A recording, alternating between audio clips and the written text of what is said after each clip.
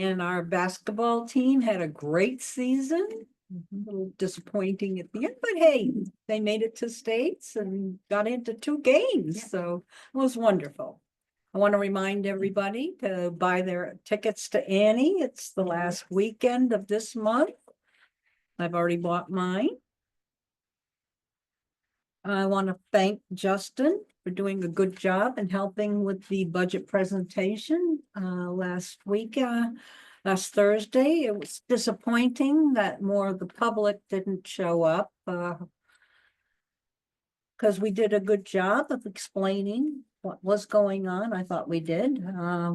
Why we have the increase. Amy did a great job with the town on why the increase in the town budget. Starting next Thursday, the Board of Finance is going to be doing their weekly budget workshops at 7 o'clock at Town Hall.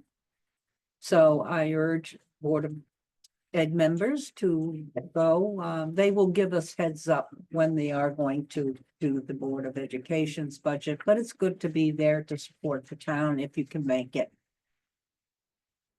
So that's basically all I had to say. So Annie tickets, Board of Finance meetings on Thursday nights will be budget workshops, especially when they do the Board of Education budget, which we got to be there to support that.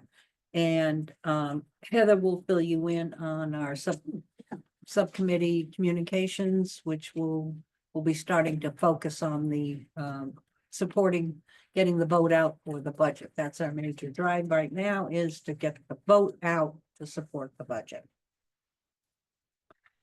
I will now open the floor to citizens' comments. Please come to the microphone and state your name and address. Yes. No, Well, you I was gonna add a citizens comment, so I don't, you want to finish what you were? no, that's it. So Heather Santos, 77 Hackstrom Road. I just wanted to also mention, to piggyback off of what Kathleen had said, for folks that did not get to attend the town hearing. It is on our Oh, that's Facebook right, page. yes. You can watch it via YouTube, I assume is how they do it.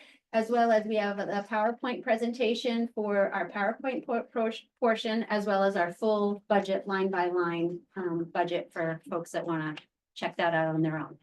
Yeah, thank you, Heather, for mentioning that. I did miss that. I did hear some feedback that the YouTube presentation. They said it was a little low at the beginning, Mhm. but that I think 5 minutes deep, they adjusted the volume. Okay, So great. it was more of the introductions and stuff like Okay, that. and yes, our budget and the town, and our budget's on the school website, the town budget is on the town's website.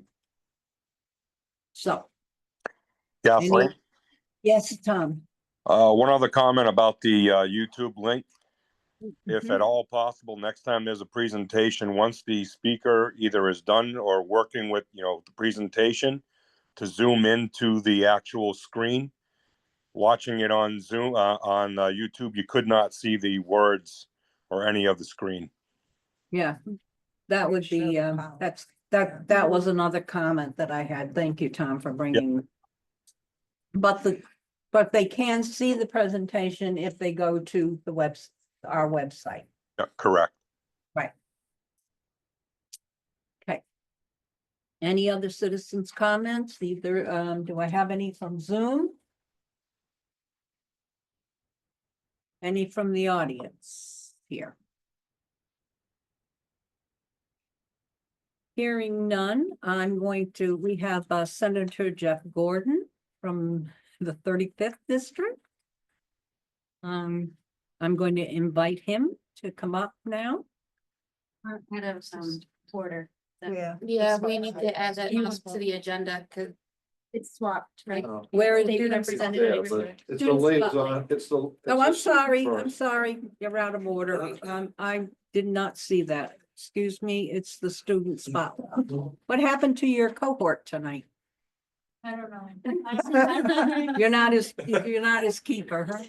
I'm checked on his geolocation and he's at home. Place tomorrow. You're up for the challenge. I'm gonna start with the student spotlight for the second quarter. Okay. So each quarter, Turtle Up Memorial High School Student Spotlight Program recognizes a student who has demonstrated outstanding achievement, character, leadership, attitude, and/or contributions to the school and community.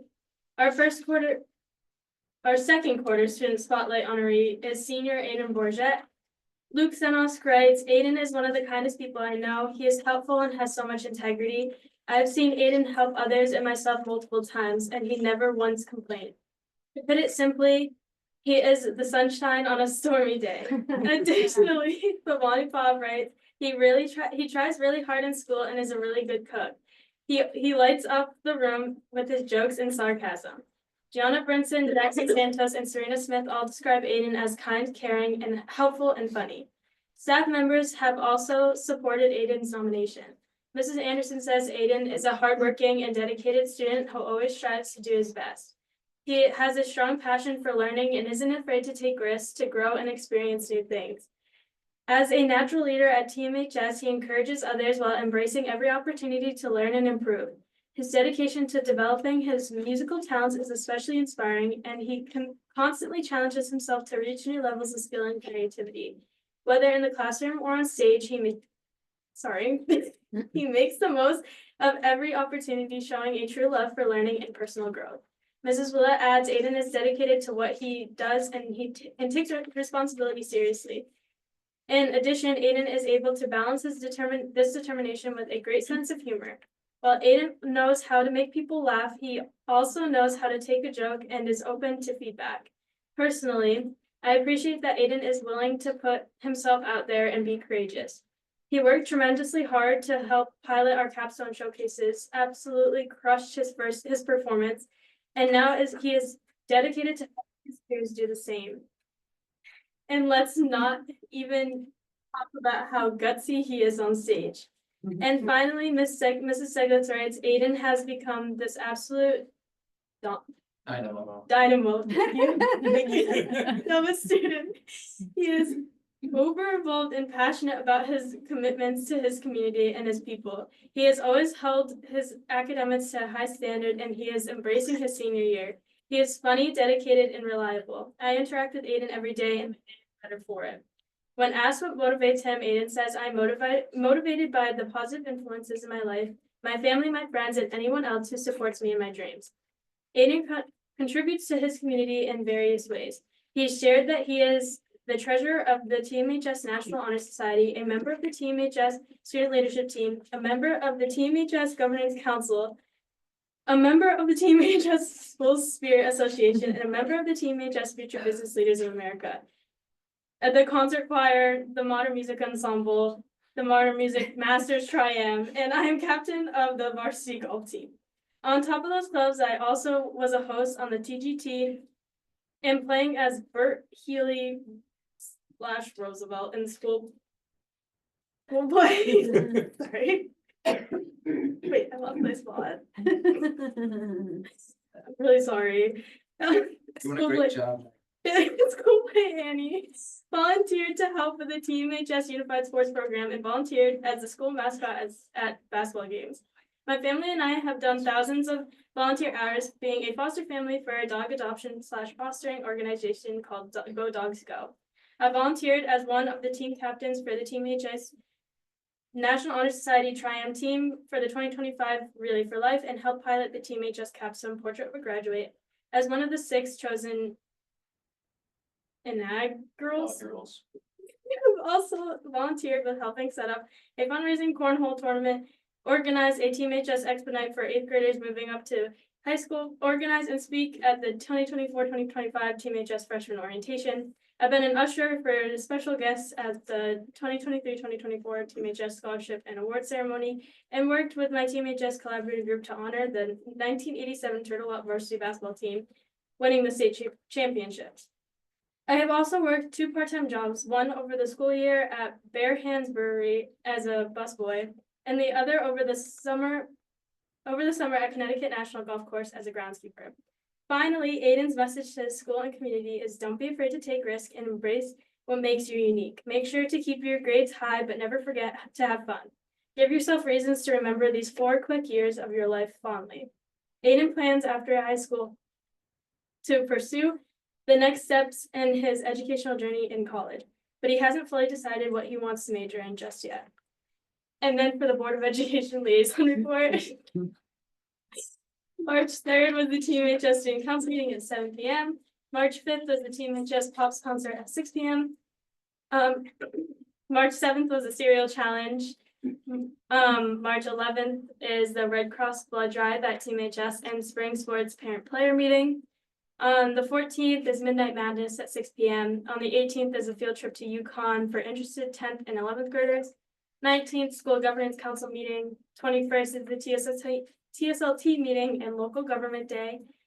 28th is the end of quarter 3, and the 28th to the 29th is Annie the musical performance. Other news and highlights is the TMHS boys basketball team has made states this year and won the first game on March 1st against Oxford. TMHS won 66-58 and is now in the second round. The next game will be on March 4th against Coventry. The marketing class is putting in a lot of hard work collecting cereal for Friday, March 7th, and Midnight Madness is being held on March 14th and will have activities in the gym, including basketball, volleyball, and other sports. It will also include a photo room, just dance room, nail painting room, and etc. Students will be going out to many different locations to shadow local government positions. This will take place on March 21st and concluded with a luncheon with all the local government officials and TSLT student leaders in the Rascavage Auditorium. And for student voice, the student voice forms that were sent to the student council will be discussed with Mr. Mellon and reported at the next Board of Education meeting. Thank you. Thank you for that, Megan. I forgot the cereal challenge. You broke the Yeah, record. we again. got Yeah,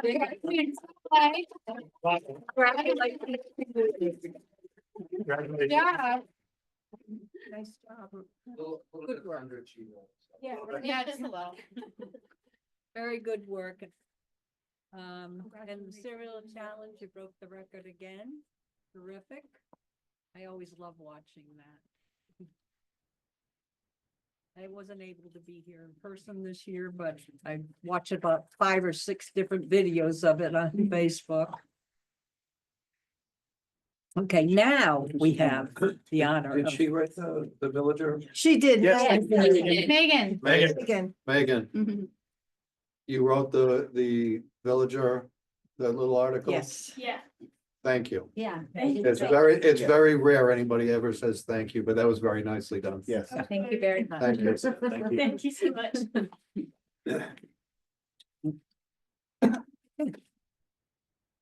Senator Gordon. I'm happy to be here this evening. You all have a copy of the letter that you wrote us. Oh, good, yes. From February 11th, which we will put into record as correspondence. Well, I'm happy to be here. This actually is the highlight of my evening because I got to spend hours tonight preparing for a public hearing testimony tomorrow, all day at the Capitol and some meetings. So, but as I tell people, I represent part of Thompson, but really I'm here for all of Thompson. So I'm happy to have Thompson as part of my 13 towns that I represent. I could be here all night letting you know what's going on at the Capitol. It's just a whirlwind of activity. This is a action-packed session for various reasons. There was a backlog of stuff last year that did not happen. That's dumped into this year, in addition to the thousands of bills we normally do in what we call a long session, which will end at the end of the day on June 4th, when we gavel out once we reach midnight. And then legally, we're done until we go into special session. I know everybody asks me, what's the state going to do with its budget? To be honest with you, we're probably not going to know until the last day. I'm on Appropriations Committee my 3rd year, and we have to wrestle with what is anticipated to be a $55 billion 2-year budget. It might be more than that. We don't yet know. We're trying to get a handle on a whole bunch of fixed costs and a whole bunch of federal funded money that we get, which isn't in the budget, actually. That's all considered off budget. That whether or not we have to assume some of that, we don't know. So we're trying to get a handle on it. The governor presented his budget to us. I got to have a front row seat. His budget is dead on arrival the minute he gave it to us, because a lot of people are unhappy with things like his proposed public education cuts again. I'm not certain why he keeps proposing that. Thompson actually doesn't get affected. but a lot of other towns do. And it's millions and hundreds of millions of dollars. So we're trying to find money for that to stop all those cuts. At the same time, there's a big bipartisan push to see what can we do to further fund education cost sharing, which despite what the state law says, in which I believe the state doesn't come anywhere close to its legal obligation, the lawyers keep saying we do. Because evidently every year the budget implementer, we keep on exempting ourselves more or less from whatever that law is back in the day. That we're supposed to fund things, which is an interesting provision that has to more or less be done every 2 years. So we're trying to find a better way and a fairer formula, which is a big political hassle right now. What do we do with the education cost sharing? And of course, the big one is what do we do with special education costs, which are going through the roof? For a change, we actually have a committee now just on special education. And that's going to feed into us on the appropriations committee as we're trying to figure out what are we going to do with the money. Hanging over our heads is the spending cap. And you've probably heard a lot of discussions that we have massive surpluses, which we do, and we've been paying down billions in debt. We are, I think, the number 2 or number 3 most indebted state for just state debt. And the governor's right, we've been paying that down. It was up to 97 or 98 billion. I think he's knocked down 9 billion. That's a big number. That interest payments that we save, we move into other things. For example, 2 years ago, we had to find money to counter the governor's cuts to education, and all that interest payments, we moved into public education. So paying down debt is helpful. We don't really know what's going to happen with the spending cap and the volatility cap and these fiscal guardrails you hear about. It is a massive political fight what's going to go on with that. And no one really knows until we crunch the numbers and see where things are with that.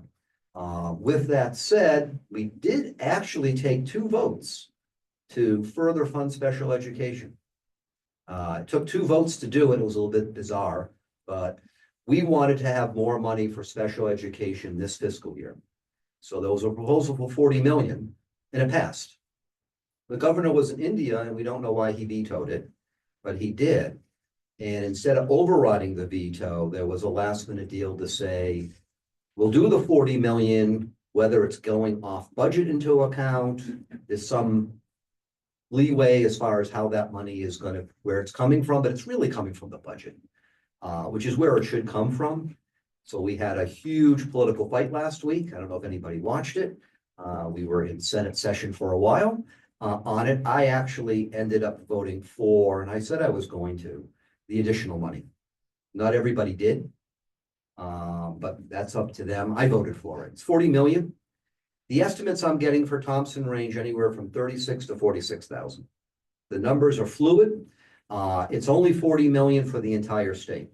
So we actually, my colleagues and I pushed for 92.2 million. And the reason is that would have taken us right up to the spending cap this year with a little bit of a cushion, which we do have, which would have given around 2.5 times more money to everybody who was due that.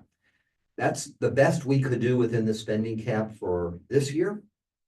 It's better than certainly 0.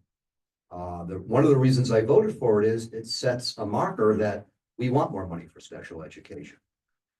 We tried to see if we can get more money for the education cost sharing to help out this fiscal year, but that didn't have any buyers. So we couldn't actually add that in. And we were told it was not germane because it was there was already emergency certifications. And so they're handled certain ways by the Senate and the House, interestingly.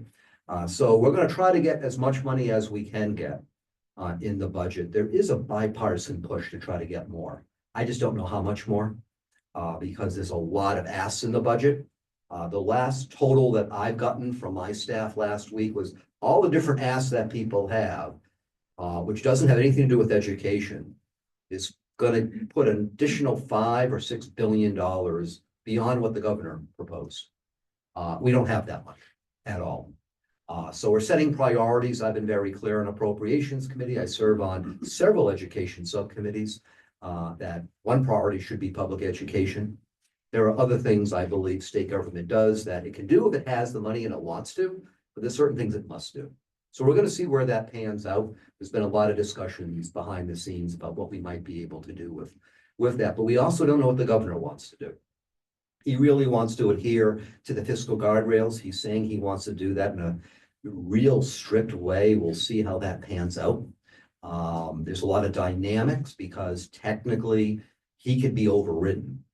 And he's mindful of that. No governor wants to be overridden necessarily. So we're trying to see how that might play to get him to agree to move different pots of gold around to better fund public education, with a lot of other things that have to be funded. So that's one of the reasons we may not have a budget until the very end, which unfortunately means you guys have to determine your budget before we actually get to determine ours, which is kind of interesting. And one other thing we're pushing on is we're really taking a strong look at all these unfunded mandates on the schools. We think this year we might be able to do something.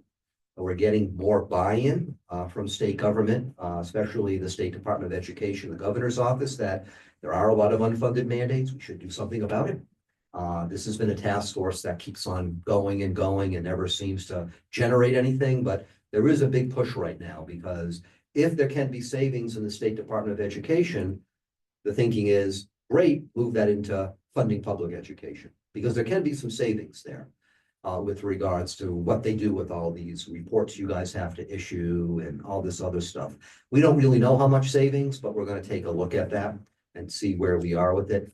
My feeling is anything we can do to cut down on unfunded mandates is great. I think there's way too many of them. I don't have to tell you, but we'll see where that goes this year. But there is a renewed effort this year to try to get something out from the legislature if we can. But we'll see where that goes. That's going through the Education Committee. I don't serve on that, but some of that's going to feed into the Appropriations Committee. But there's a lot of other things going on that isn't education that's taking up our time. Because it's a long session, we have thousands of bills. I submitted 105 this year. But there's just thousands we're plowing through. So it is a whirlwind of activity, committees, public hearings. The thinking is we really want to get a lot done because of massive problems last year that things didn't get done. So that's why there's a flurry of activity. Things are happening very, very fast. And I warn people, at the end of this month, committees are going to start wrapping up their work. Then the Senate and the House go into voting more and more, and things are going to happen, especially in the middle of the night. We're already being warned that expect to stay overnight, which I can do in my office because we're just going to be locked in trying to get a lot done. So I'll try to get as much information as I can. I'm not certain how many people pay attention to me at 2 a.m. when we're there, but certainly things that you want me to be aware of, things you're trying to track. I have a crackerjack staff, fortunately, and they can track all this stuff for me, even in the middle of the night. So by all means, I have an open door. Feel free to reach out to me anytime.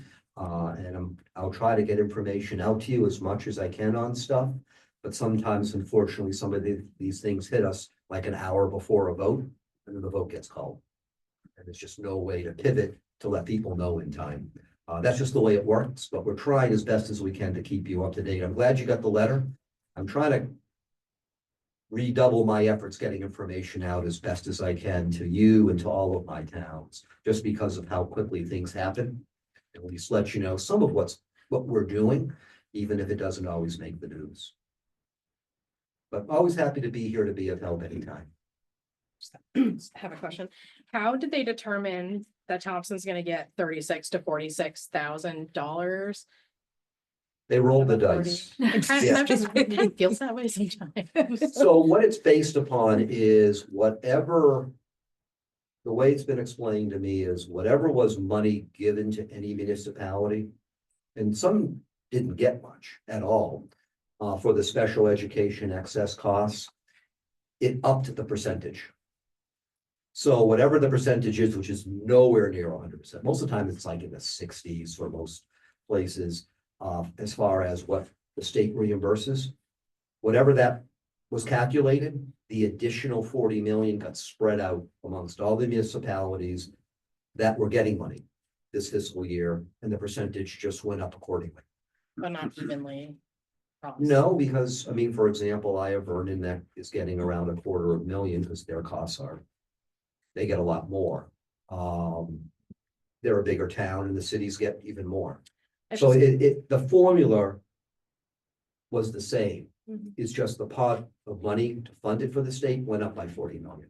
I'm just wondering, because we're like, correct me if I'm wrong, Dr. Jones, like 16th in the state for having the most. 16th out of 167. Yeah, so Yeah. it's kind of just wondering how they're determining, like, what are they looking at? If we have a higher population of special education kids, why are we not getting a higher percent of money? And we're much poorer than Vernon, for instance. Well, this is why the formula needs to be fixed. And there's an effort to do that. The formula is a political formula. That's just the way it is. Mhm. I mean, I consider myself smart. When I try to read the formulas, I can't figure out how the heck Yeah. they came up with it. It makes no sense. It's a political formula. That's just the way it is. When you craft a budget, there's a lot of politics involved and special interests. So whatever the formula is, this 40 million added to whatever the state has been spending this fiscal year. The hope is we can get more money in general and rework the formula for ECS and special education. So that way it's more fair. I've been arguing for the towns. I represent a lot of small towns. I think I have the smallest union. So we're trying to see if we can make it better for the towns. There's a lot of legislators who represent cities, let me tell you. Sounds next. So, Then but just- we're trying to work that out. The trick is to get more money.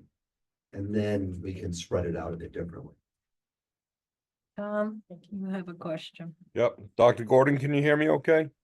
Sure, I can. Okay, thank you very much for coming in tonight, and I appreciate you saying that you are supporting the special ed, and obviously anything and everything you can do is greatly appreciated. Have they ever looked at using a sliding scale formula?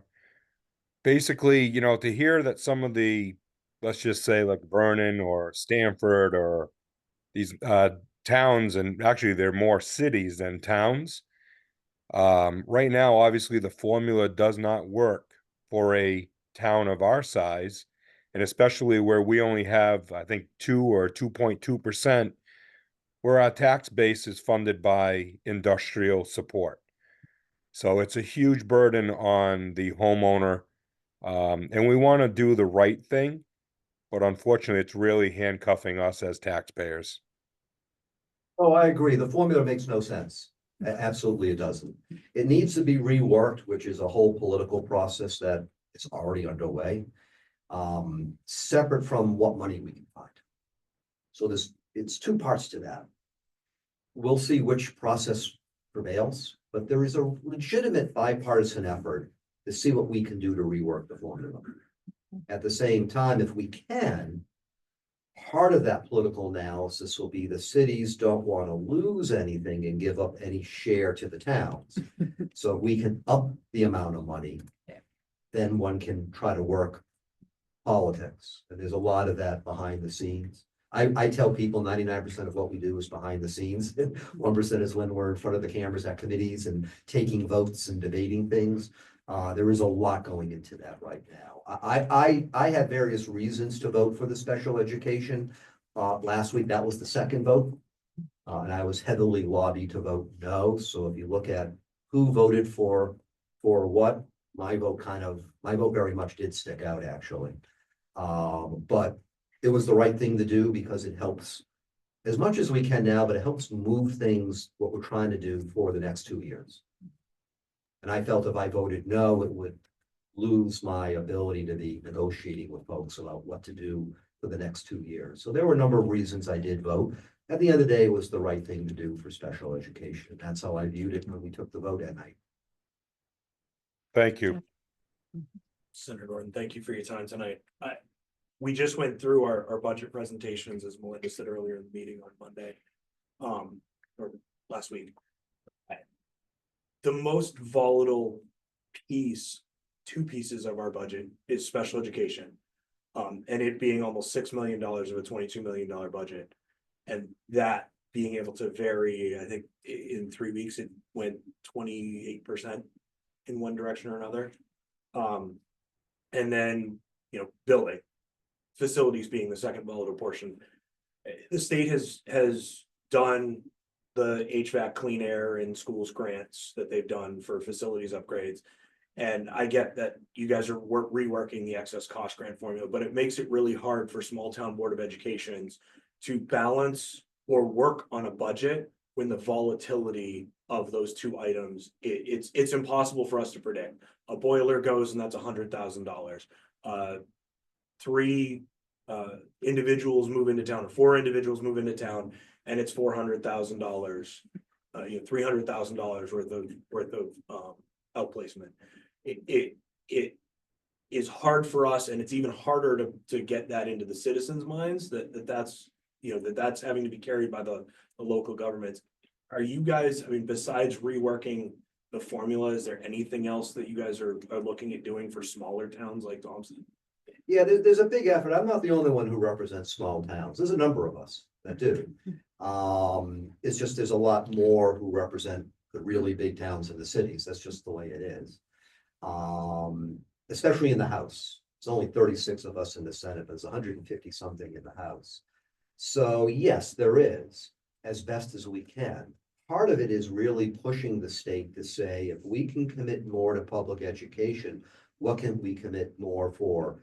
School construction, school reconstruction, being of help as needed for capital expenses. There's a lot of those discussions. The issue is, what are we going to have for money to work with? Because trying to push for public education isn't in a vacuum. The state has huge obligations all across the board. A lot of those are just rising. It's just amazing, the fixed costs. Some of the analyses I've seen have just been eye-opening for what the true fixed costs are for the state. At the same time, we have a big state employee union contract that is up now. And we don't know what that might come in at for how much more money, and that has to be factored in as well, because that will add more costs to the state. That has to be budgeted. So it's a little unclear how much wiggle room we're going to have, and part of it also is we got the spending cap. And the only part of the spending cap that we can play with is the volatility cap, which is really made up of personal income taxes and the folks who do their taxes and taxes.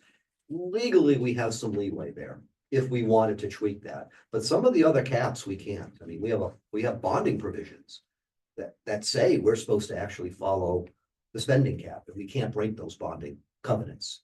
So there's reasons we have them in place.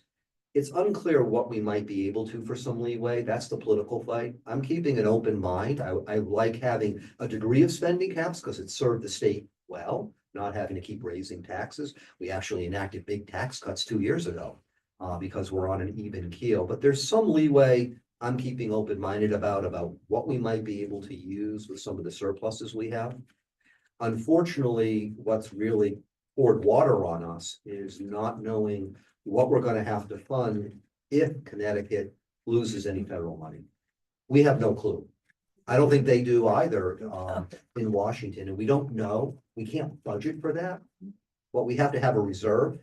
And so we're trying to keep the reserves we have just in case, but we can't blow through the reserves because it's estimated if we use our reserves to fund a lot of different things, we'll go through those billions of dollars in 2 years. So we want to make certain we keep the reserves to be able to do things we need. So it's not easy getting a handle on that, but the hope is that we might be able to rework a number of these different programs. There's a big push to try to be of help to the small towns. There's a lot of us both sides of the aisle who represent small towns, and we're trying to band together as best as we can. I can tell you our delegation from this part of the state, we're not the quiet corner, we are loud. We do get heard, especially when it comes time to negotiate things. I was meeting with the governor a few weeks ago on some items, and I happened to bring up education to him and remind him that we should spend more on it. Of course, he came right back at me and said, we have the spending caps. But still, I think we have room in the budget to move some things around and see. There's a lot of active discussion about that. This is early in the session for the Appropriations Committee. We're in March. Quite frankly, the committee doesn't really heavily hash things out for a few months, and then things get hashed out even more end of May, first week of June when we're done. So we're still early in the process, so believe it or not, even though we started in January. Heather Santos. I just had a couple of comments and questions. I always thought it was bizarre that they redistricted us, but I'm happy that they did because we get you Oh, too. thank So that's you. fantastic. I didn't have anything to do with the redistricting. I know, but I just thought it was bizarre that they would take a chunk of our town and throw it in another when it was already kind of working as it was. But I don't, I'm happy that happened. The process of Yes. why they took Pomfret Right, out. so to have an extra voice is always fantastic. Thank you for your yes vote. I know it didn't work out, but we appreciate that as well. My concern is a little bit of what you just mentioned a little bit in terms of the federal grants and that we did just have our budget presentation and we rely on about $500,000 of federal grants that we always get, that we plan to get, that we budget to get. If we don't get those or portions of those, that it would be an immediate need for this coming budget, not something that we can wait for the slow wheels of politics to get us funding if the state were to be able to, what are they doing in terms of steps to potentially streamline that if it comes to that sort of situation? Because a lot of these grants fund salaries, contracted salaries that we can't just cut. It would have to be immediate. So is there any kind of pre-planning that's happening that to say how that things can kind of move a little quicker if need be? Because things are moving pretty quick on a federal level. Yeah, we have a State. process to move fast if we want to. Okay, We do. I mean, the Senate moves somewhat slow at times compared to the House, but it's all a political process. Many times we're standing at ease for hours. It's because everybody is off the Senate chamber negotiating, discussing, doing whatever. Then we come back in and vote or debate and things like that. Yes, we can move fast. We can do things as fast as we want because we create the law, quite frankly. We can do emergency certifications real quick that bypasses any committee. The downside of that is there's no public hearing and the public has no way of having a say. Most of the emergency certifications have nothing to do with an emergency. However, the special education one was important to do, and I'm glad we were able to get the 40 million. But if we wanted to, we could.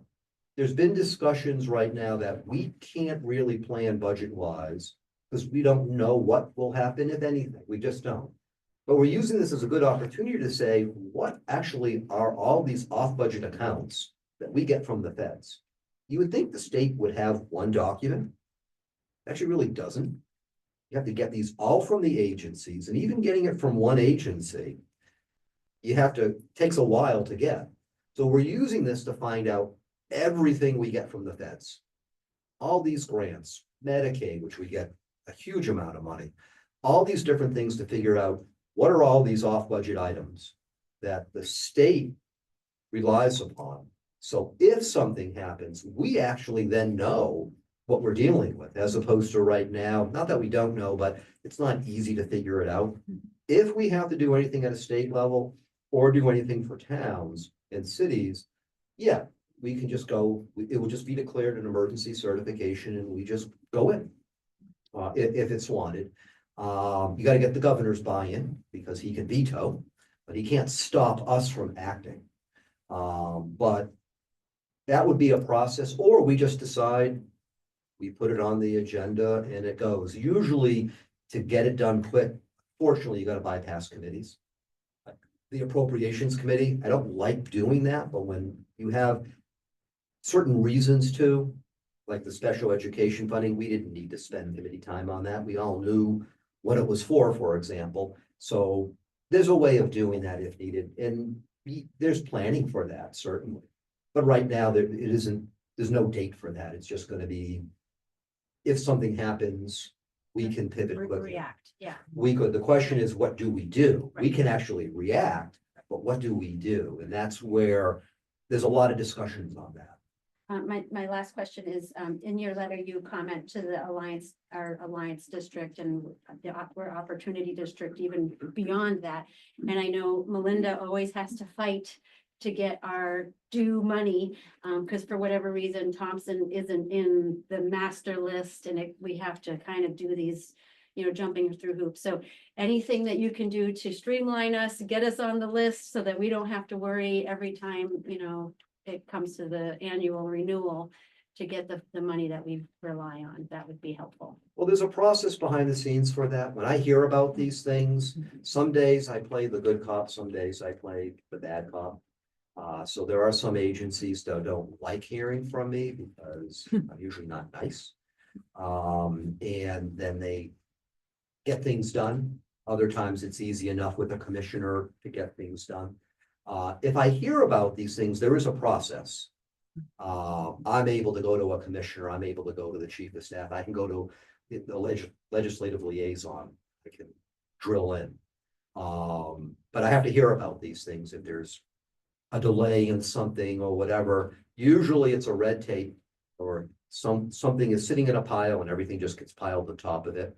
And we're able to move that around as much as we can.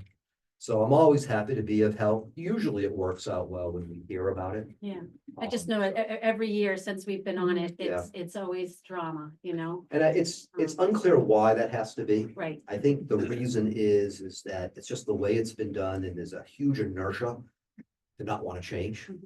And sometimes it just has to. But I can talk with you separate about that because there is an effort to hold agencies, the departments feet to the fire and say, we're giving you a gigantic amount of money. Every year we give you more staff. What is it that you're doing with your processes? Some of these don't work. We're having some of those discussions now, which is, well, we're giving you no more staff because we can't figure out what you're doing and we keep hearing complaints. So, and then the agencies kind of wake up sometimes with that. We certainly appreciate that you and Senator Flexer put in a bill so that we did get the $200,000, but it's a separate line item. It's not part of the Alliance bucket. And we're grateful for that. It's just, we want some guarantee that we'll always be in that bucket. We're working hard to bring our scores up, but we do need help. And we're in a region that our surrounding communities are also Alliance districts. Yes, and you know, some of it is, it's sad to say that sometimes in a budget bill or an implementer bill of the budget, you got to slip these things in to get things done. That's just the way it works. Yeah. So you kind of prepare for that every year, which is sad. There certainly is a better way of doing it. That's a bigger effort to change some of these processes. But still, you know, I'm continuing and happy to fight on it. I work with Senator Flexer. I worked with Rep. Hayes. I now work with Rep. Stewart. You know, we certainly do talk a lot about the towns we share and what can we do in the Senate and in the House to get things done. So we're always happy to keep on pushing. But unfortunately, sometimes it takes a while to change an agency's standard operating procedures. There's huge inertia there. Melinda and I went to Hartford to have this discussion. And we're not covered by the law. And they keep saying, we'll change the law, and nobody's changing the law. So every 2 years, Yep. we have to ask for the money. Now, we're designated an Alliance district, but not guaranteed the money. So we have to ask for it. It would, I'm not saying this would be easy, but if the law was changed to include Thompson, we wouldn't have to ask every year or every other year. And that would be common sense, right? Yeah. But that's not the way it always works. Well, they there, let me promised tell you. us when we were sitting at the table I with know. whatever his name was, but. And I'm happy to keep having discussions, you know, Senator Flex and I, of course, are in the same chamber. You have to get it through the Senate, and then you got to get it through the House. Unfortunately, a lot of those common sense things just don't always happen. A lot of the decisions get made by leadership, what goes in, what doesn't go into these big bills to get done. But it's also what the governor wants done and not done for some of this stuff. Do you know what he wants? I mean, we do have a large surplus in the state, and there's a bipartisan vote to fund special education. He comes back from India and vetoes it, and I'm not sure if it was exact words, but he's saving it for a rainy day. Does he not know that it's pouring? It's raining hard right Well, now. I don't want to throw the governor under the bus, but Go ahead. well, what happened is that we voted for it. Yeah. And it was gonna come out of the budget. We have the money this fiscal year to fund it. We're not near the cap. And we have to have a cushion by law. Yeah. And so we don't go over the cap. But quite frankly, last year, we already knew we were over budget. But evidently it didn't matter because I was told that, yeah, but if you're over budget and you don't reopen the budget in the second year, legally, you're still balanced. It didn't make sense to me. So we didn't call it that we opened the budget last year. We adjusted the budget in a massive way. We added even more deficit to the operating expenses that now has to come due this year. And the governor was right in saying, we got to pay for it. However, we have the money this fiscal year. The state actually has been doing well with revenue. I'm glad. Its expenses go up, but its revenue has gone up higher. That's actually really good news. And we had that 40 million in the budget, well within the spending cap, no problem. However, his calculation was that we went over the spending cap. I disagreed with the way I saw it, so he vetoed it on those grounds. He didn't want the veto overridden. So they made a deal to say, we won't really, we'll take it out of the operating expenses basically, but we're gonna put it into an account off budget. So it makes it look like we're still within the spending cap. I just thought that was semantics because the numbers I saw didn't matter. We still were in the spending cap. That's why you saw a lot of people vote against it. On those grounds that, oh, we created an off budget account. I didn't see it that way, so I voted for it. I took a lot of flack for it. I still am. But we had the money for it. It wasn't a problem. But that's the politics of what happened. And that's why we had to vote a second time. Bizarre, and we already had approved it. So, however, what we can do within the spending cap for the next 2 years is to be determined. And we're trying to get a handle on those numbers. We're probably not going to get reliable numbers until April that we can realistically work with. So, but I encourage people continue to let folks know, and the governor, that you want special education, you want K through 12 public education better funded. Because people do listen. I mean, I get thousands of emails a week and we do listen. Okay, well, the education cost sharing, ours has been frozen for 8 years now, going on 8 years. So that, if you do the taking into account the inflation rate, we're losing ground. And you know that costs keep increasing. So we've lost ground. And we're expecting the taxpayers to pick up that gap. And they can't continue to pick up No, that I gap. don't know anyone in any of my towns who could pick up the, Right. so what's happening is that one of the things that I've been advocating for, and others are, is if we can rework the formula for public education, can we put in, it's almost like an annual cost of living increase. Right, like Social Security. Can we do that? Now, some people say, well, that will limit how much money, not the next 2 years, but the next 2 years after that. The state does a 2-year budget. Right. But quite frankly, it changes its budget the second year anyway. Mhm. I don't have a problem putting that as a fixed cost because then that's less we play with politically. If we say we're gonna have this annual cost of living increase, who then wants to, and someone votes for it, who then the next year wants to go back to his or her town and say, yeah, I changed my mind and now we're gonna use it for something else. So that cost of living increase you banked on, you're not gonna get. That's political suicide, isn't it? So that forces our hand to say, we should be prioritizing that funding. Mhm. There's discussions about can we do that? We can change it anytime we want. The state runs out of money, we just change it. Or we just bond more, which is what we've done historically. So there's an effort for that to see. And if we can do that, that would be a step in a good direction. It would be. Because then we could say whatever the Fed say is the cost of living increase, which they have various formulas. Mhm. The states, the towns can say, okay, based upon that number, we might get X. And where we would be, that's what we should be doing. But we'll see if there's a political will for that, but I've been advocating for that. Yeah, I It's would a agree to reasonable that, idea. something, because our costs continue. We have Yeah. union employees and that they get cost of living, they get raises every year. So everything's going up. We're Yeah. one of the most expensive states for cost of living to live in, and that's a sad thing. I think we're number 2 for electricity alone. Yeah, I believe we are. I just Yeah, we read used to be that. 3 behind Hawaii, which is an island and everything's expensive. In California, say whatever you want about it, but evidently now we've gone to number 2. But the cost of living in general in this state has not gotten better, it's gotten worse. Right. And the same for municipalities across the board. We see the numbers. Right. Because we get all the numbers from the towns and we can see the cost going up and up, but the state hasn't been keeping up, and that's the problem. Right. Well, that's my big thing here where, we're not, it's not, proposing funding increases for us, but all our costs for the last 8 years have increased. But our funding level has remained flat. And the legislature can then say, do you know what, we haven't cut you. And that's the jargon that gets you saying, well, it doesn't matter how Yes, much they have. In essence, they have. they have, but then they can say, well, you're still getting the same amount, but they don't factor in That's a that. cut. How much money you got last time isn't the same as the same amount of money this time just because of It doesn't buy me. inflation and It stuff, doesn't correct? buy me.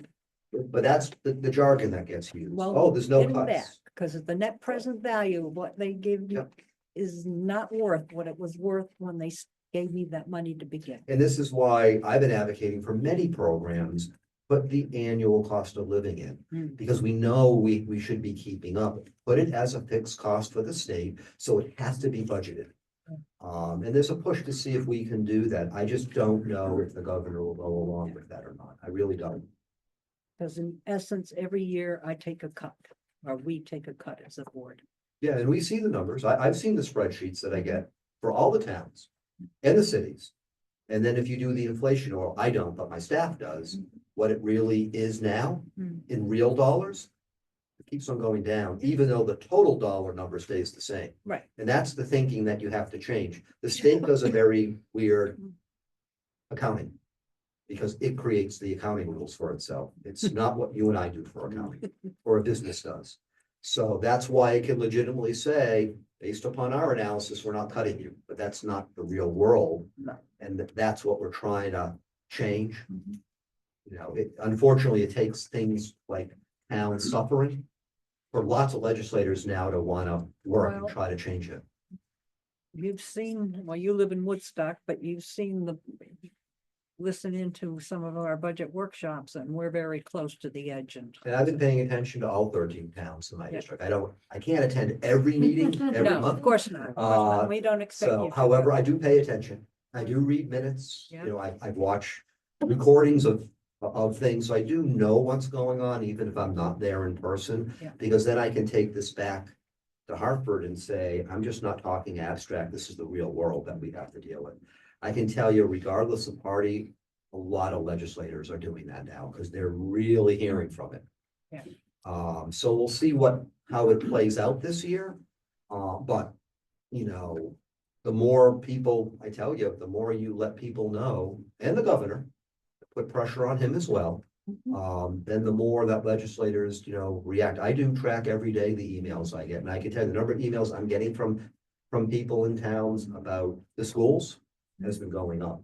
Because that's the big chunk of town budgets, right? So that's what they see in their property taxes. Right. And I've been getting a lot of emails now, specifically about school funding. Well, we're asking for a $1.2 million increase. 886,000 of that is special education, 73% special education, because we can't do anything about it. You can't, and you're mandated to have to provide the care. You know, Exactly. there's ways the state's trying to look to see about some things. I have a number of bills about special education, but they're all going to be dumped into these big bills, or the budget, or the implementer. As Justin So- said, $6 million of that is special education. Now we have to provide a lot of that, and but some of those mandates would take some of that away. It would be, my argument for the 92.2 million was the special education for this year was it went up to the spending cap. So we stayed within the spending cap. 92.2 million out of a $26 billion plus budget this year, fiscal year. You do the math, that's a decimal point. I mean, the state doesn't even see 92.2 million because everything is measured different ways. So not that it is a lot of money, but for the state, it isn't. And so that's one of the reasons I voted for it, because let's push as much as we can to get more money for the public education. We'll see how much that pans out. Yes, ma'am. What kind of people, senators, representatives, what kind of people aren't seeing these factors?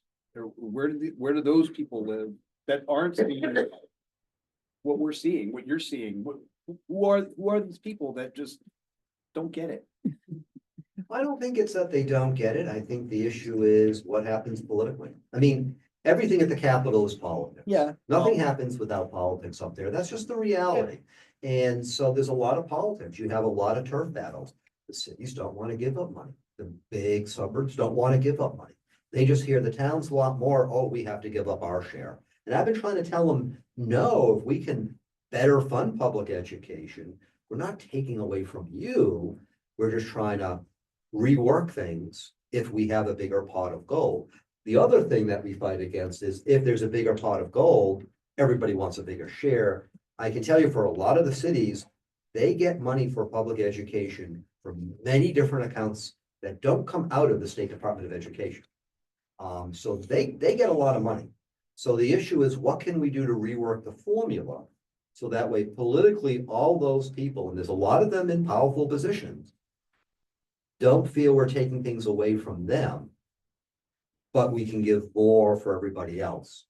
The way you do that is you've got to work the formulas and the politics of it and bring up the total amount of funding. So you're not taking away from them, but you have more money to move elsewhere. That's the two parts of that we're working through as much as you can. It comes down to relationship building. I mean, I have some good relationships.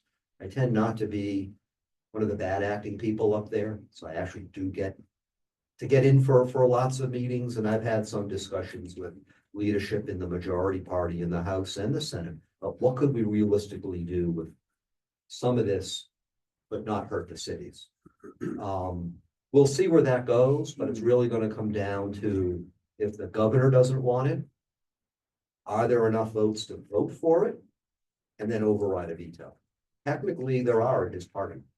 His party can, in the House and the Senate this year now, they have enough that they can override. We'll see, that changes the negotiating tactic with the governor. So we'll see how that plays out. But that's a lot of the stuff that's happening behind the scenes.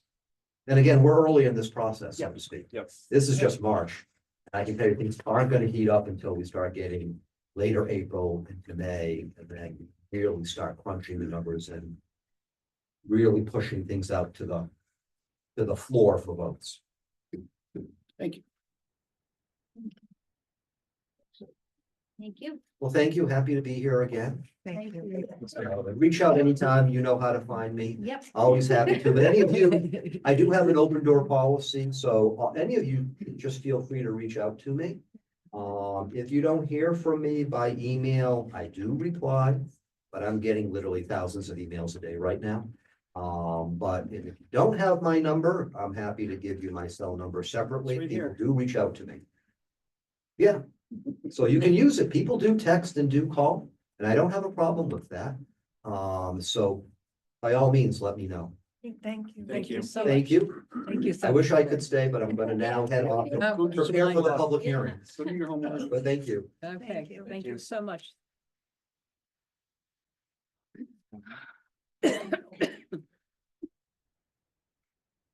Okay.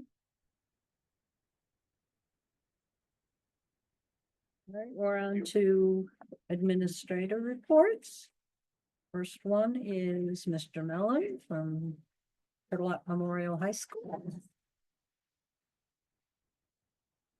Good evening, everyone. Try to lighten the mood a little bit. You have money for us? I do not have any money. So I'm gonna go to the March 21st, just something we have coming up, which was Freya's visit. So Freya, I sent some pictures. You have some pictures of her. She's a therapy dog. Actually, it's Aiden Bourget, who was honored here tonight. His dad brings the dog in, but I think the next board meeting, I'll bring her in for us. I think that'll help out. Did a really big hit with all three schools. So we were happy to have her, and she's gonna come back again on the 21st. April coming up, a lot of testing, science testing, SAT prep work. We're gonna have a big spring showcase and an art show. Right now, our program of studies is pretty much ready to go to the printers. That's a collaborative effort by all of our teachers. Again, super proud of the basketball team and what they accomplished. I didn't have it in your report because I just got these emails after the fact, but I'm just gonna read one quick email. I have another one that I can certainly send to you if you want it, but it's pretty lengthy. Dear Mr. Mellon, I'm a Coventry basketball parent. I feel compelled to write you regarding what I observed to be incredible class and sportsmanship demonstrated by your entire team during tonight's state tournament game. Number 5 extended his hand to several Coventry players on the floor, offered pats on the backs, and was just classy as could be to his opponent throughout a tough game. In the final minute of the game, number 4 was encouraging a young player on the Coventry high school bench to look for his own shot. It was a genuinely encouraging act that brought a smile to our player's face in an age of trash talking, online battles, and endless efforts.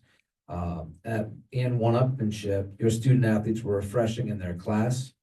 Please let them know that their character was observed and appreciated by many in the stands tonight. They represented their school and themselves with dignity. You should be, and I'm sure are, proud of them. So testament to Coach Greg and the way he coaches the boys, but also just the character and makeup of that group of players. Definitely be missed next year. But I thought that would be a nice thing to share for all of you. If anyone has any questions. Thank you. Thank you. Thank you. Ms. Granado? Well, good evening, everyone. So we have parent-teacher conferences this week. Very important that parents show up and take a look at what their children are doing. We have our Scholastic Book Fair that's this week as well. Congratulations to those who participated in the Pops concert. It was amazing. It was great to see all the families there. Also, thank you to all the families who donated to the cereal challenge. The middle school, as always, did remarkable. That's it. Thank you. Thank you. Mr. Prentice? Hi, folks. Good evening. A couple highlights. You get the Board of Ed report this week, but just a couple highlights. You noticed there that Emma Rand Clark unfortunately had to resign for personal reasons. Really gonna miss her. Students gonna miss her. But Miss Lucier, who's a current long-term substitute teacher in the 3rd grade, will be taking Miss Clark's spot. So we anticipate a nice, smooth transition in 1st grade. Parents were informed of that last week. Really quality educator there. Something fun, not on the report, March 10th and March 24th. Mrs. Huey's running a March Madness for some of the faculty and staff at the elementary school, working on some clay projects after school from 5 to 7, raising some money. So really nice camaraderie there. It's nice. Book fair opened up today. Conferences are the 12th and 13th. Today as well, the 2nd grade had Project Oceanology visit from Connecticut, just inspiring some enthusiasm for marine life in the elementary school. We had Mrs. Chenille doing some great grade level visits last week, really making sure teachers are implementing that math curriculum with fidelity, and everything's going nice. That's it from the elementary. Fisher Fest, May 1st from 5 to 7. Thank you. Dr. Jones?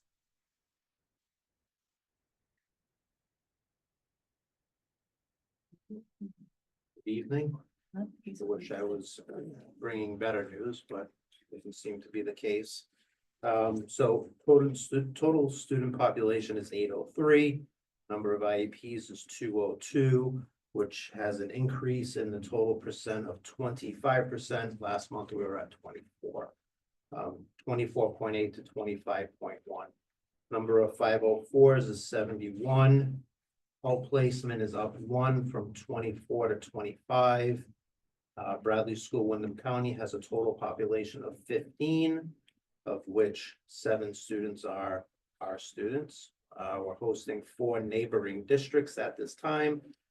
We're still holding true with 6 vans, and we're utilizing 7 outplacement schools for the other 18 students that are not in Bradley School, Wyndham County. Our referrals are up to 51, but we received 2 today, so that brings us to 53. Our risk assessments which derive from our internal threat assessment team are now up to 7. I have 1 pending. Of those 7 risk assessments, we've had 4 students that needed to move to a more restrictive setting as a result. And then also just an update in terms of statewide open positions in special education, just the standard 165 certification, comprehensive K-12 cert. As of the 5th, we were at 189 open positions. But the month prior, it was at 177, so it actually went up 12. So But special ed certified staff, we're fully. our special ed staff were full, but our Bradley program on site is down 2 of the 3 open positions. So again, that prohibits any type of ability to refer to middle or elementary, and then I cannot pull students back that may be ready to return because we don't have teachers in those programs, in those classrooms. Any questions for me? Thank you. Okay, Heather? Ms. Burns? Good evening. Last month we had over 200 tickets. That seems to be the norm lately. Travis is settling in well with the department. And I just want to thank Tyler because he's taking really good care of lights and sound in the auditorium. He did an amazing job at the Pops concert. My colleague in Killingly is refreshing his Chromebook fleet. So we're getting a donation of quite a few Chromebooks from Killingly. We'll probably put those together on a cart to use as spare testing devices because we have SATs and SBAC coming up. So we are preparing for that. We're working on a project with the town to migrate their web hosting company to someone more reliable. So that keep Travis busy with that. And then we still see an uptick in phishing email attempts. So we're working on researching some sort of cybersecurity training for staff, a little bit more than what we're doing now. And then this week we have somebody from the state coming in to do a free cybersecurity assessment. So I'll share the results of that if I'm able to after that is complete. And there is a cybersecurity grant that is opening in May that I'll be applying for that as well. Thank you, Heather. Next up, there's Michelle. Good evening. Current open positions, we have a open CNA in our middle school. We have a open paraprofessional at the high school. Dr. Jones is currently working through 2 candidates for para positions in the elementary school. We've offered the food service director. We are waiting for a contract from her. And this month I'll be working on internal audits for fingerprinting. We do have a special fingerprinting system. So I'm going through all of the staff's fingerprints and making sure that they are accurate. And I will also be completing audits in our personnel staff. More importantly, our I-9s. They have not been audited since before 2020. So it is time to go back through and to make sure that all the paperwork is 100%. I do have a number of projects going on at the town as well. Some of those projects are also piggybacking to what I'm doing at the school. Thank you very much, Michelle. Thank you.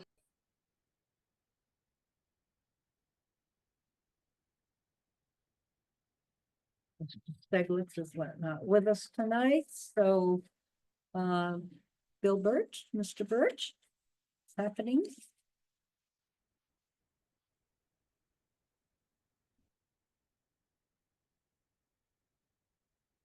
So we are still moving along with the HVAC project. We had hazmat team in today to do some evaluation of hazardous materials, middle school boiler room.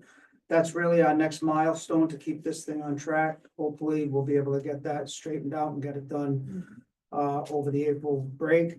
The guys started working on the athletic fields today with the thaw, so they've been picking up leaves and we have to rebuild the pitcher's mound on the baseball field, so they've been doing that. And in case anybody didn't notice, the clocks did not make the jump this week. So, I so noticed. I have been, noticed. I have been back and forth with tech support most of the day trying to figure out what we can do about the clocks to get them going. Oh, God, which one? No. You can't. Okay. There's no way to manually set the clocks. You can't do it. Yeah. And that's all. Okay, thank you. Ms. Grauer, you have anything? I don't have much to say. We're on the downslide for all the illnesses. Oh, yay. Yay. Well, that's something. That's good. It's good. Okay. Ms. Spinelli? She took off. She took off, okay, but she knows she's. Oh, well.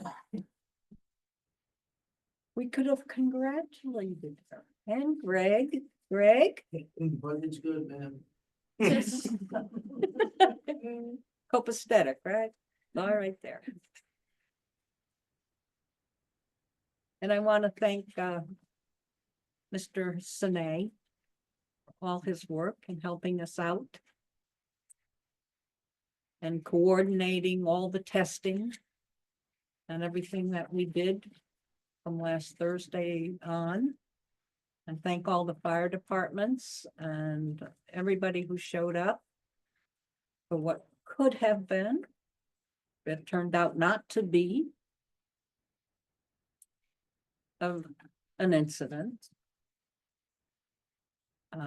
So I want to thank you very much to our fire marshal, to our fire departments in town. Thank them, and to Muddy Brook Fire Department and to all the other surrounding fire departments who showed up. They've got our back. And so when they come around with their little boot drives, remember them. Okay. Kathleen, can I just say one thing about the Turtle Lot Trust meeting we just had? Oh, sure, of course. So we just recently had our annual meeting for the Turtle Lot Trust. Mhm. All of the elected officials for the trust are back in place. In addition to that, we also went through a number of things, including our finances, our spend policy, and we're going to change the annual Board of Trustees meeting to the first Monday. Is that right, Melinda? First Monday of December? You said Tuesday, but it needs to Tuesday. be Monday. Okay, Because Tuesday, you'll never have the first selectman there. correct. All I right, so we're going to change that to the first Monday of December. Right, but you'll have to do that at another meeting because you already voted on, I listened. Correct. Well, I watched the video, thank you.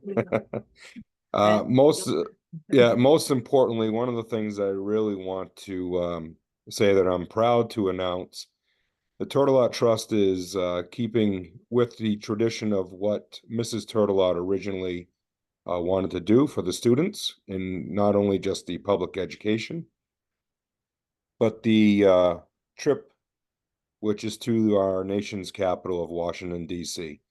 So as a Board of Trust, we all voted unanimously to help contribute towards the funding of that trip. And this year, I believe our gift is approximately $10,000, which will help offset the cost per student for the 13 students that are going on that trip. So just wanted to put that out there.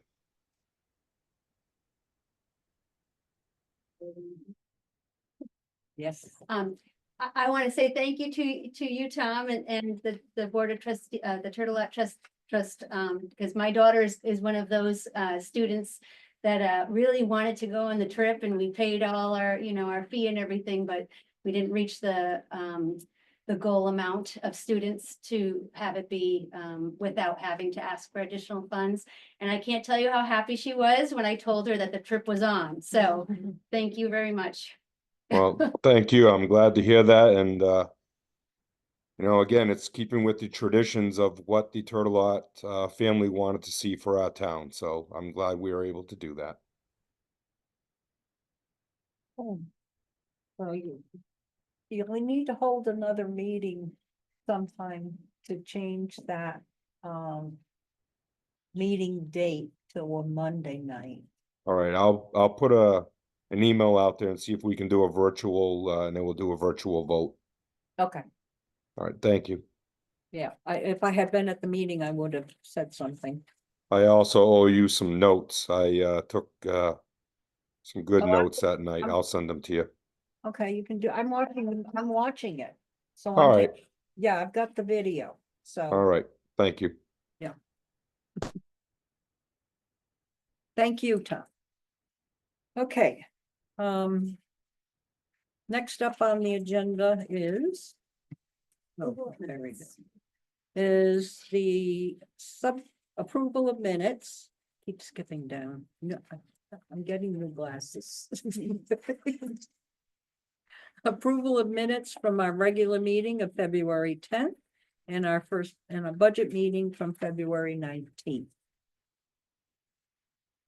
Can I have a motion? Make a motion to approve both minutes from the 10th and the 19th. I'll second that. Okay, I have a motion and then a second. Any discussion on the minutes? Hearing none, I'll put the motion to the floor for a vote. All in favor, say aye. Aye. Aye. Any opposition, say no. Any abstention? Motion passes.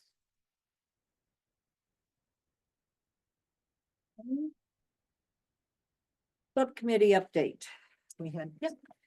The communication subcommittee actually met right before our meeting today. I'll give you the quick version because we actually had a laundry list of stuff we covered, but the summary is that the communication subcommittee has been organizing for the 3rd annual local government leadership roundtable at the high school, and that's on March 21st. We have a lot of people attending, and the culinary students are serving a luncheon. So that's coming up. Some of the things that we talked about was promoting all the exciting things that are happening at Thompson Public Schools, including volunteer projects, activities, the pathway programs, sports. Another topic was celebrating our senior graduates and talking about the capstone process, since this is the first full year of the entire class going through that. And some of the things that we can do to market and get that information out to the public. As well as featuring any future college acceptances and scholarships, or perhaps they're going into a trade. And the last thing we talked about was the referendum is coming up, and brainstorming on how we can help educate the public as to our budgets and the needs of the school, and obviously to make sure they go out to vote. Yeah. So. Okay, thank you. Okay, now I'll turn it over to Superintendent Smith for her update. So our enrollment update for the month of March is that we are up 2 students at Mary R. Fisher. So for a grand total of 361 students. At the middle school, we remain the same at 265. And we're down 1 student at Turtle Lot Memorial High School. And then 1 student in our transition program for a grand total of 803 students, as Dr. Jones mentioned. And that is the enrollment report. I did, in my weekly briefs, because it was asked of the board members, to try to find out or learn about Thompson students in non-public schools. And Danette Sine, I want to shout out to her.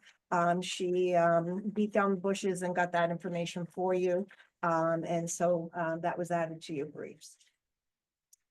Thank you.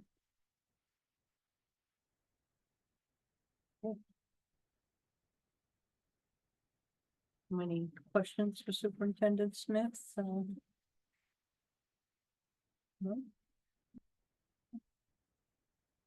Do we have any old business that we want to cover or want to follow up on? New business? No, just that we need to really push to get the vote out this year. That's going to be our focus from now till the referendum sometime in May. Correspondence, we were all handed a letter that was sent to us by Senator Gordon. Put that into the record there. And any other correspondence, anybody get that besides what's been going on Facebook? You consider that correspondence. And then I will now open the floor to citizens' comments. Anybody that's left of the audience have, anybody on Zoom have citizens' comments? Oh, this one, is that on? Yeah. Kathleen, do you want to reiterate what kind of whoever takes the stance on replying to some of these Facebook comments? I know that in the past, we've always said that there's usually one voice for the board. If it's directed to the board, and do you still want that to follow through yourself? No, I don't reply. I try not to reply to them. Heather's been doing a very good job of it. Yeah. I don't have a problem with the Facebook. It's to the press and to Winnie. It's Okay, either the superintendent or myself. But the Facebook replying to someone on Facebook, I don't have a problem with a board member replying. Sean does a good, Sean Brissett, who's not on the board, does a pretty good job of replying. As long as you stick to the facts and stay polite. If you go off on a rant, I'll come down on you, but you gotta be polite and stay to the facts, which every member has done so far. yeah, I think I was just gonna say, what I've seen has been very cordial. It's Yes, been very professional, and to your point, just state the facts. Don't get sucked into the rabbit hole, whatever you do, okay? right. And I haven't seen any board member do that as. Nope, me either. Not even Jess. I was gonna say, she was looking in this direction. I don't know who's doing it. I don't know, like for a finance meeting on Thursday. Right, just stay calm, stay to the facts, and don't get political about it. Also on Facebook. That's our job. We have to be neutral. We are not on either political side when we are a board member. But on your own private Facebook, you're not a board member. Well, Nope, that's you're a true. private citizen. But when you're responding to someone who has made some ludicrous statement. I don't. What do you, sometimes you have to, you just state the facts. Like we told them, no, this is what happened. It was a broken fan. Somebody went out with carbon dioxide instead of carbon monoxide, which. Yes. After your comment, I would like to make a motion to adjourn. We will do that, okay? That's when somebody came on and said, no, it wasn't, very calmly. The facts are, boom, boom, boom, end of comment. That's a lot. We don't get caught up in the whirligig. I respect that. We're not hiding anything.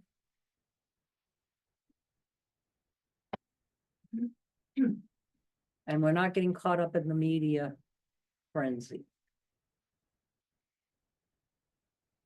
To that point, I will. Motion to I'll adjourn. second that.